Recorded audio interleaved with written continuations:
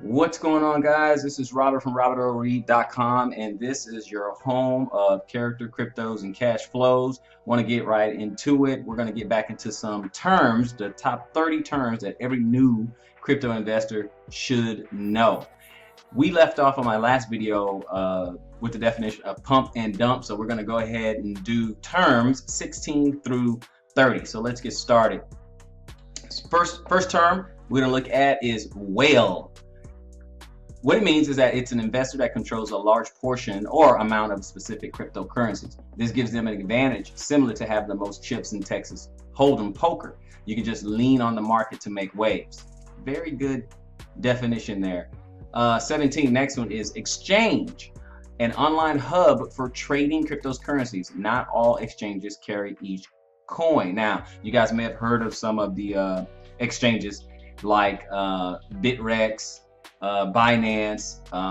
There's a lot of other exchanges out there that you can take a look at, but they just house a lot of coins, and you can trade between the different pairs. You can exchange coin for coin, so on and so forth. Just check out a few of them. There's a lot of them out there. Also, you guys know that they don't carry every coin, so people who have been investing in cryptocurrencies know if there's a particular altcoin that you want, you may have 4, 5, 6 different exchange accounts. I mean, it's not something that investors want to do, but if you really want a particular coin, you're going to have to go after it and go on the exchange where that altcoin may be found. The next term, number 3, would be mining, or 18 in part 2 would be mining.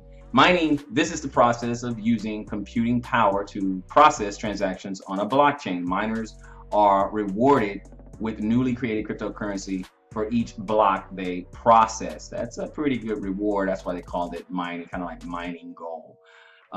The next term would be number 19, if we continue our count from the first video, hash rate. Hash rate, this is the speed of how much computing power is being used to mine a coin on a network. The bigger the hash rate, the better. Number 20, hard fork. This is when the code or software that comprises a coin like Bitcoin changes in some significant way, typically for improvements. Bitcoin Cash is a hard fork from Bitcoin, as an example. 21, KYC, simply means know your customer.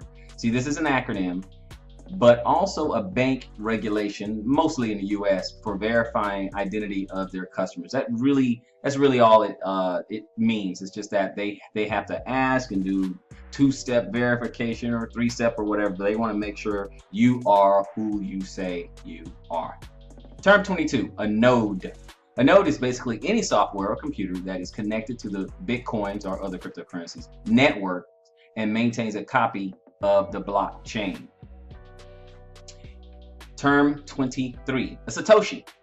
Bitcoins can be bought and sold in tiny amounts, in other words, in small increments. A Satoshi is the smallest subunit of a Bitcoin currently available. Okay, so it's very, very, very small. It's a fraction. It can be a fraction of a fraction of a fraction.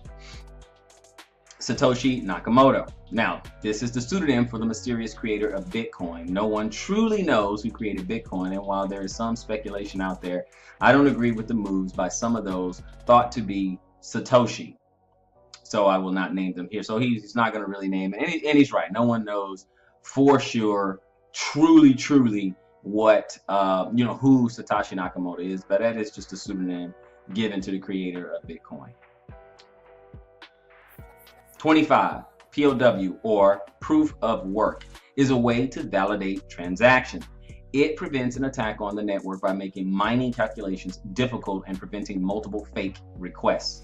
It takes a long time for miners to calculate the block equations, but then they are rewarded with solving the block, usually in cryptos, the currencies that they are mining.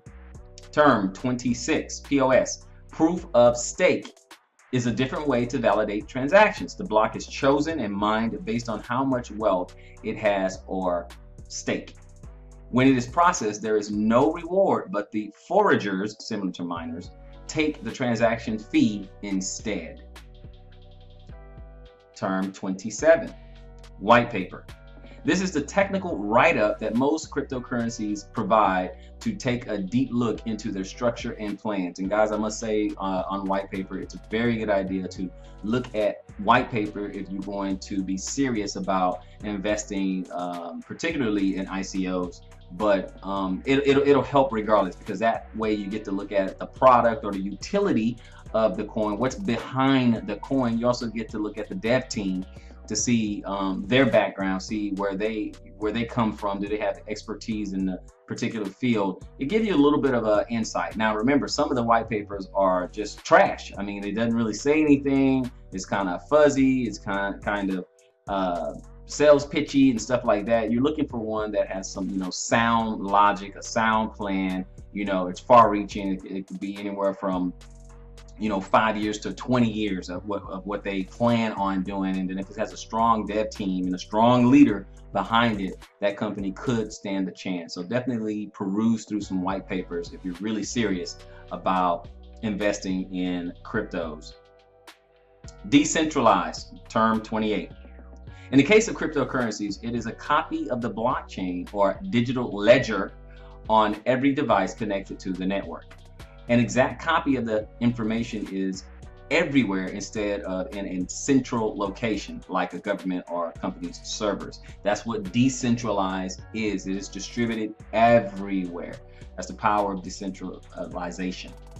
Term 29, distributed ledger.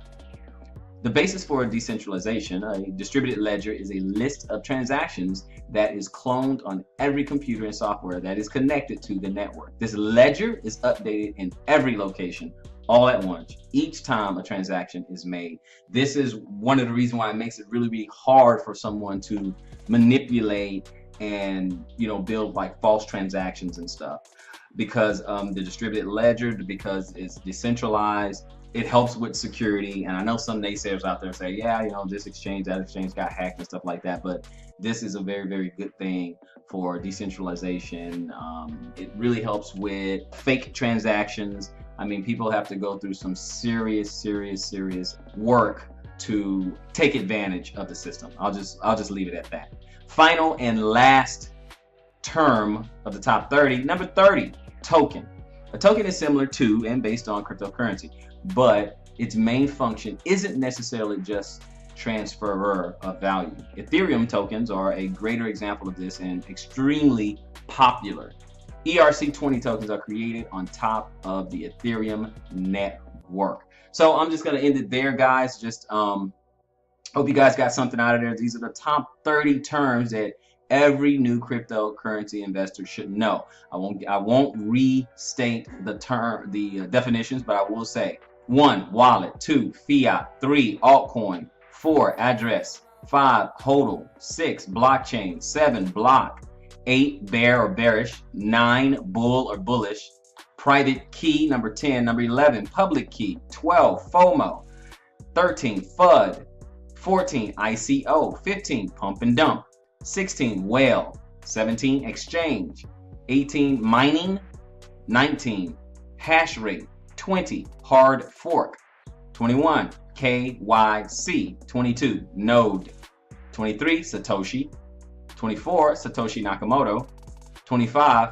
POW; 26, POS or proof of stake; 27, white paper; 28, decentralized; 29, distributed ledger; and finally 30, token.